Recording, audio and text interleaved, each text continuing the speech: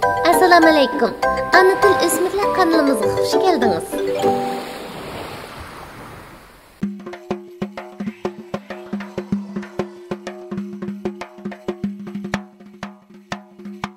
Kichik muxbirimiz Adila qanday qiziq bolalar xabarlarini elib keldiki, qiziqqan bo'lsanglar, qani ekranimizga marhamat. Assalamu alaykum ana til televiziyasining ko'rinmalari. Men bilgan turishliq kichik muxbir do'stimlar Adila Azizman. 9 iyunda bilgani Antwerpen shahri Borsbek rayonida o'tkazilgan 2 yoshdan 12 yoshgacha bo'lgan bolalarning velosiped minish musobaqasiga ana til maktabining kichik mahirlarimi aktiv qatnashdi. Musobaqa nihoyatda jiddiy va xushal kayfiyatda ilib berildi. Musobaqaga qatnashgan bolalar qizlar guruhi va o'g'abal guruhiga ayrilib, o'zining ishidagi qo'rdoshlar bilan ayrim musobaqalashgan. Bu musobaqa har yil o'xshash vaqtda ilib berilib kelayotgan bo'lib, Uyg'ur bolalarining 3 qitim bu musobaqaga qatnashishi ekan. Garchi ular bu yil birinchi bo'lolmagan bo'lsa-mu, ammo keyingi yil cho'qim birinchilikni ilishga bel bog'laganligini bildirdi.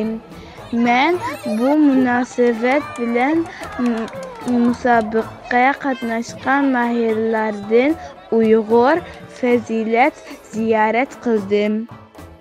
Assalomu alaykum Uyg'ur, qanday ahvolingiz? Siz bu yil qancha yoshga kirdingiz? Alaykum va bu yil 6,5 yoshga kirdim.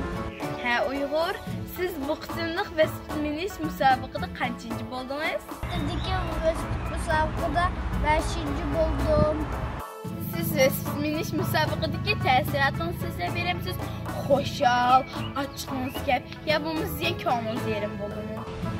Men musobaqada 2-chi bo'lmada parzu qilganimdiki men 5-chi bo'ldim. Lekin men keyingi yilda cho'qim birinchi bo'lma. Assalomu alaykum Fazilatima.